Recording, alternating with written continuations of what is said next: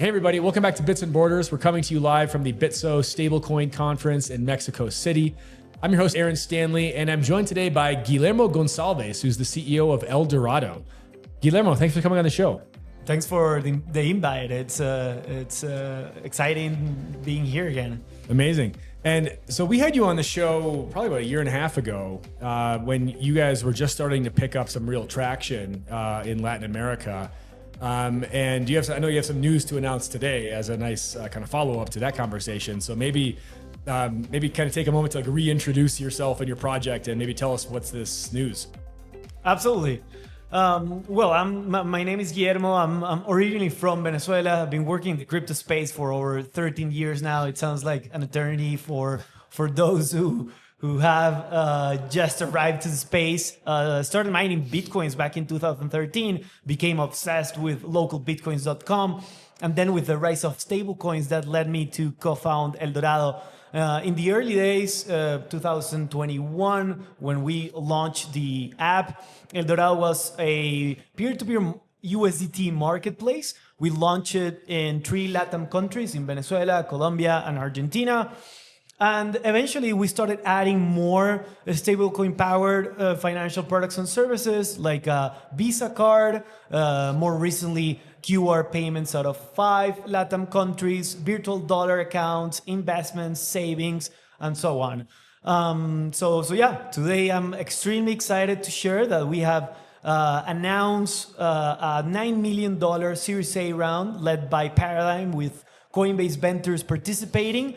And with this launch, we are also announcing our expansion into a B2B offering. It's a multi-sig account built on Tempo that will enable businesses all across Latin America to operate globally, to create a virtual dollar account. And this is especially important for import and export businesses or any type of business with global operations. Amazing. Well, congratulations on that. That's awesome. You got some nice names on the cap table, which is very cool. I think it's the fruit of all your work, all your labor coming to, that's amazing that you've been able to pull that off. So let's talk a bit about, I want to talk about the B2B solution. That's super interesting. Let's maybe talk about I feel like the every time I see some sort of post on LinkedIn from you guys or on Twitter, it's always about El Dorado is the most downloaded app in Venezuela or in whatever country. Maybe talk a bit about just the growth of the kind of the consumer or the peer-to-peer market product, and where has been kind of the product market fit that you've seen there, and where's that growth been coming from?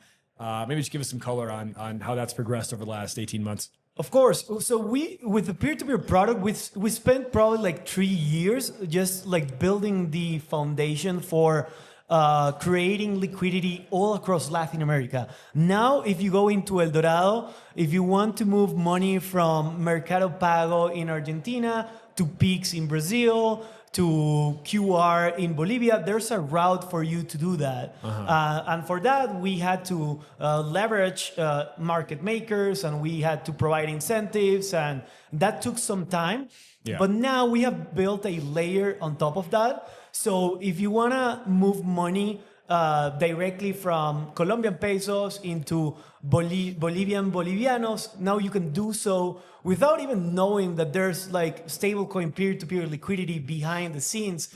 So it pretty much looks like moving money via Wise or even Western Union, just with the difference that it's all like the stablecoin sandwich. So a stablecoin liquidity on one side, a stablecoin liquidity on the other side, each side with its own RTP, and then we get to do that bridge in a matter of a few minutes. Oh, amazing.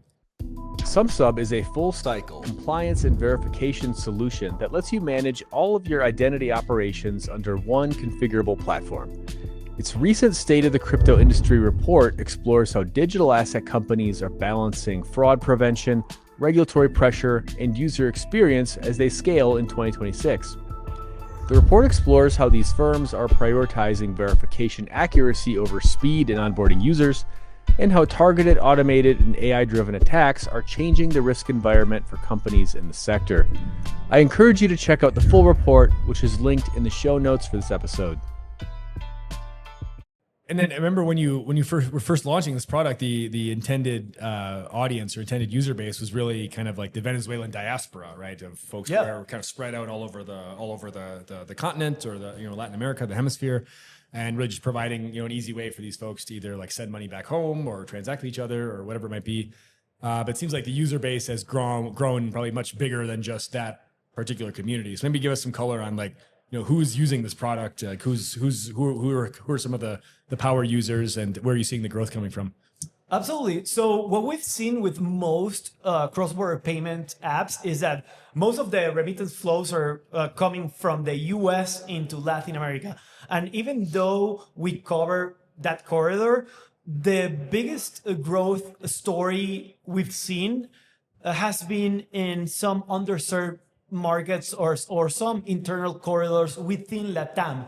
So today, or number one or number five top markets are Brazil, from Brazil into Bolivia, from Brazil into Argentina, from Argentina into Bolivia, from Argentina and Brazil into Colombia. So we're covering a bunch of these internal corridors that are underserved, that the new banks or the wisest of the world are not pursuing, and this is where we see the biggest opportunity. We're already ranked among the top 5 or 10 most downloaded financial apps in Bolivia, and that makes us happy because we're competing against banks and traditional financial institutions that have been offering services for years. Yeah. And I know just from talking to folks in Sao Paulo recently that there's a big kind of Boliviano diaspora living in Sao Paulo, and these people send money back, and the spreads they pay are like ridiculous. It's like 10 to 12% on a transaction, which is if they're going through the normal channels, right? So like these corridors, like you mentioned, like they're underserved. They're not necessarily really profitable for like a big bank or like maybe a Wise or whomever to take part in, but just by the fact that you have this kind of peer-to-peer liquidity network where like anybody can spin up and provide liquidity into the network, right? So it allows you to access these underserved corridors without, you don't necessarily have. It's not like there's no corridor that's necessarily too small to be addressed. Exactly. There are 600,000 Bolivianos living in Brazil, and most of them are based out of Sao Paulo. And our average fee is something around 1%. So we're cutting remittance fees by up to 80 or 90% in most cases. It's huge, right? It's huge. And so then you also mentioned like Argentina into Bolivia as well. I assume it's kind of a similar situation there. And I mean, Bolivia is kind of its own like special, interesting case because there's the dollar shortages there, and the country has kind of done this 180 on crypto, where it was banned altogether before like a year or two ago, right? Now they've kind of embraced some of this stuff with regards to the dollar shortage, and so that's a very interesting use case in itself. But I think it'd be interesting to pivot into the business to business product that you guys have built, and very interested specifically in like. I guess this is the first example I've encountered of someone who's really starting as a consumer app in this or consumer focused product in this regard. Kind of you've built a foundation, and then now you're redeploying that in like a business context. And would love for you to talk about this a bit more. And how does this maybe kind of give you, a superpower of sorts, just given that like you've already executed, on the consumer side, and like how can you kind of take this infrastructure and just redeploy it for the business cross-border customer? Right. So the story is pretty clear. Like the LATAM cross-border payment market is nearly $800 billion per year, and about 60% of that is B2B, and mostly imports and exports. So we've built a pretty good brand in terms of consumer, with over 1 million clients out of 12 LATAM countries. 1 million users? 1 million users. Wow. And many of them have requested services for their own businesses.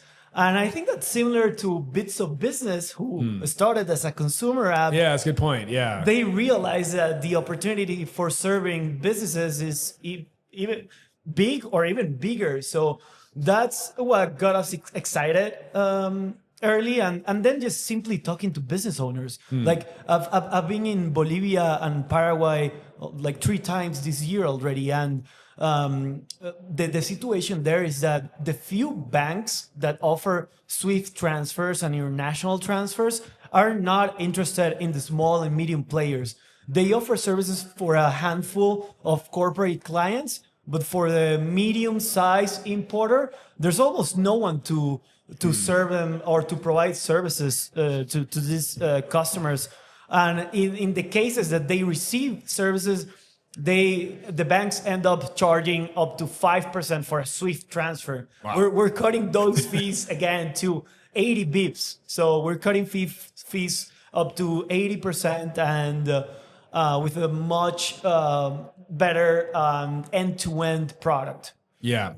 No, I love that. And talk a bit more about what are some of the features you teased it a bit at the beginning, but talk about kind of the full like product suite that's involved in this B2B product. Yeah, so pretty much our thesis is that what happened with over the past 2 years with consumer neobanks and self-custodial wallets being able to offer more services and being much more flexible will happen to B2B neobanking. And for that to happen, the best self-custodial infrastructure is really to set up a multi-sig account.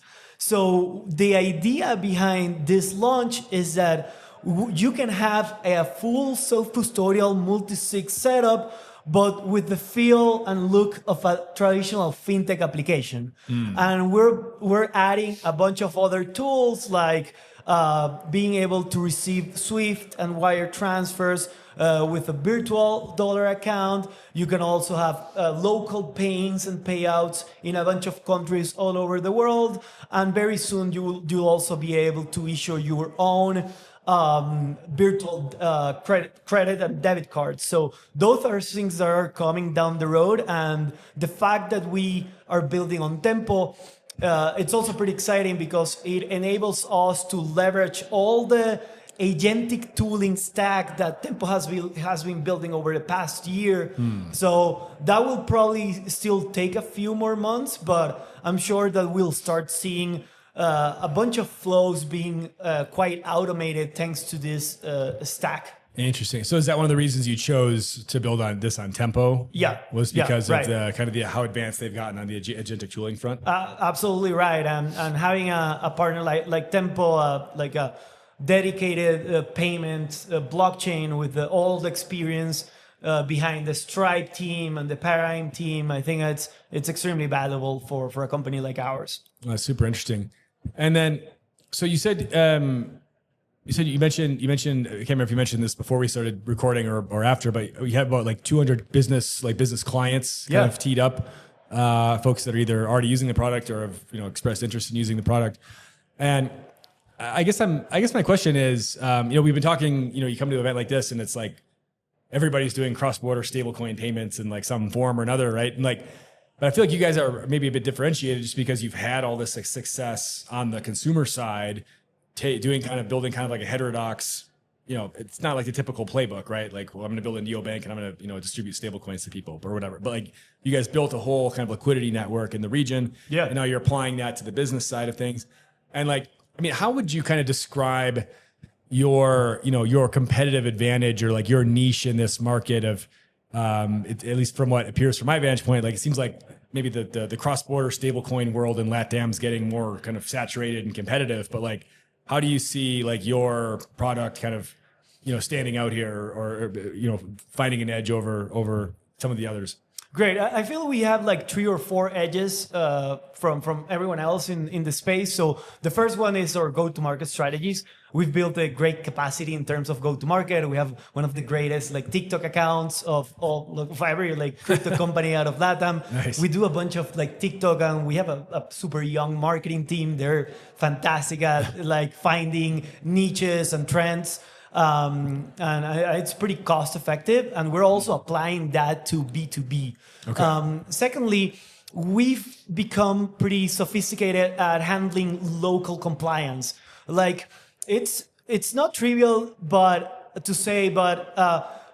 onboarding clients from 12 or more LATAM countries is quite challenging because only in Bolivia, there are 5 types of companies. You have like the LLC, the C Corp. You have like the unipersonal LLC, which is like an LLC for like a one-person business.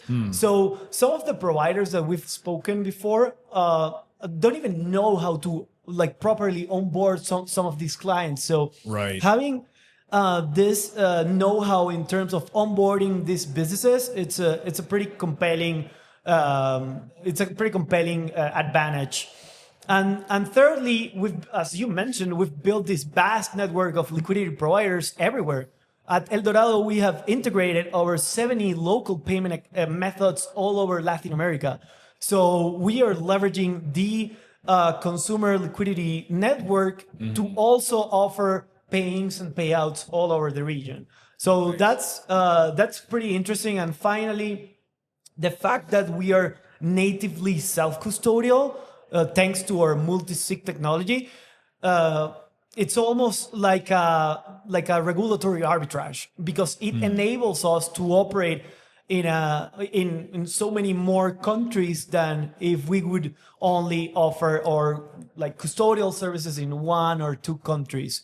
So yeah, the experience, it looks pretty much like what you would expect from a business bank account, but it's all self-custodial and it's all controlled by multiple parties or people within an organization. And then because you're not custodying the funds, that eliminates Right. a whole layer of regulatory kind of red tape that you would otherwise have to be dealing with. And Of course. need licenses for, and whatever. But like the fact that it's all self-custody means that it makes you much more nimble and able to move quicker and operate in these markets, scale more quickly in these markets without as much red tape, essentially. Exactly. We do have licenses in Argentina, Bolivia, and we do have an MSB in the US. But for the rest of the markets, we rely on a license on and off ramps. Got it. Okay, Yeah. very cool.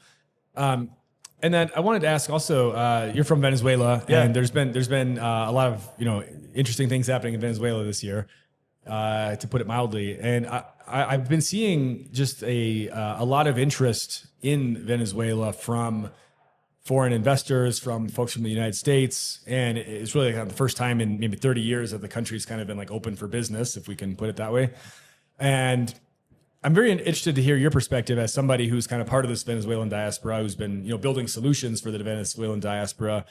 What is the opportunity here right now, and maybe where are you seeing the interest coming from it, whether it be in the digital assets area, or whether it be with regards to like Bitcoin mining? I've seen some headlines about Bitcoin mining coming out of Argentina with some changes to like proposed energy rules and things of that nature, or whether it be AI and energy and data centers and all this kind of stuff. But where do you see kind of like the opportunity for Venezuela right now, kind of in this broader context of there's a shift happening in the whole Pan-American region right now, kind of a political shift toward the right, and for better or for worse, like what that means is like things are kind of progressing more.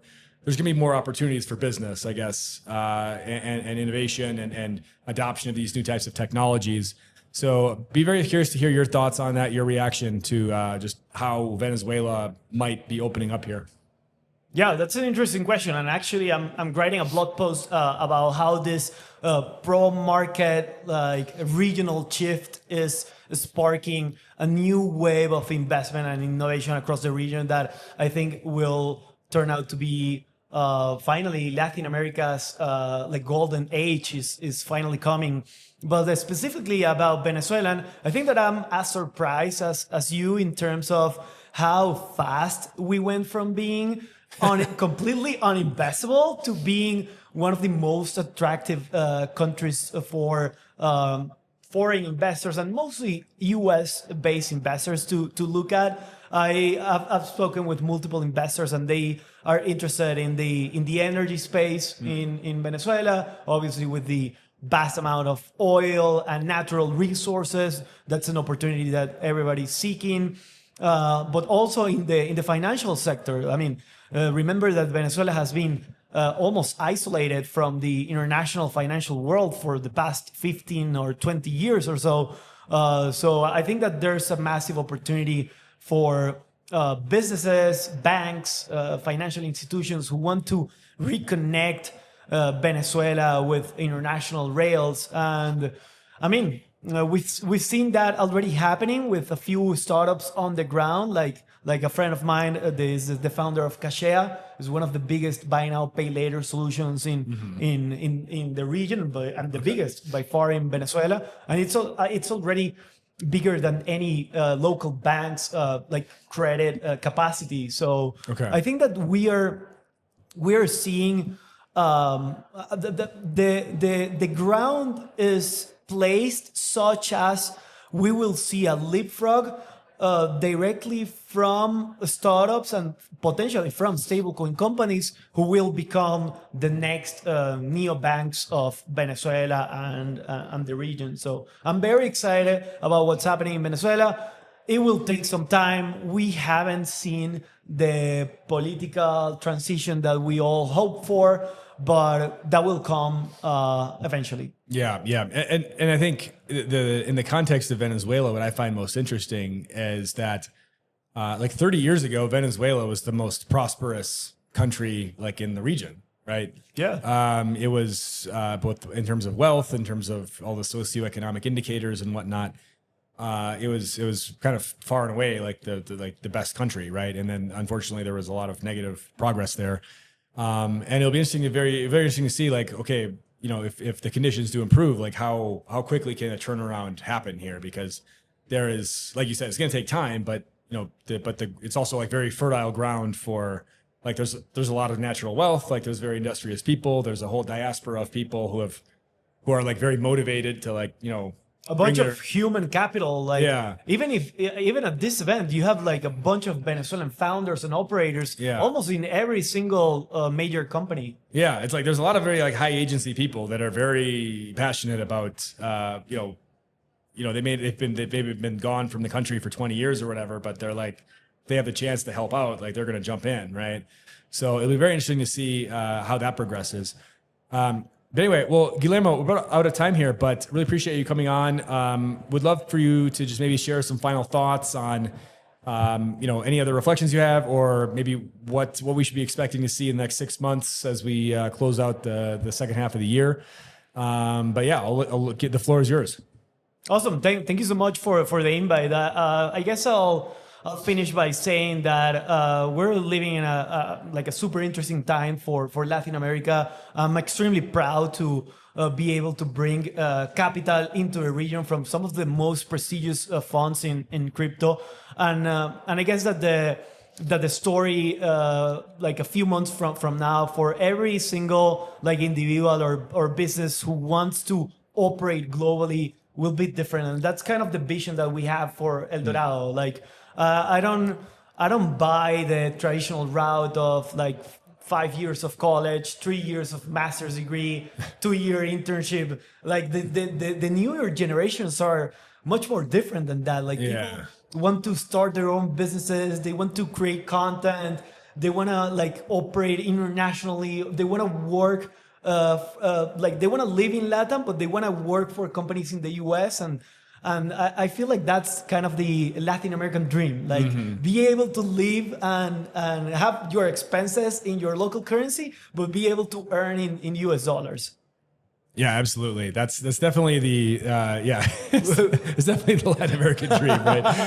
And like, yeah, but yeah, Guillermo, really appreciate you coming on the show. Congratulations again on the raise and just all the success and the growth you guys have had. It's really exciting to see how you guys are expanding this into the B2B product. We'll be definitely excited to see how that progresses in the months and years ahead. So thanks for coming on the show. And thanks to everyone for watching. We'll be back soon with another episode of Bits and Borders from the Bitso Stablecoin Conference.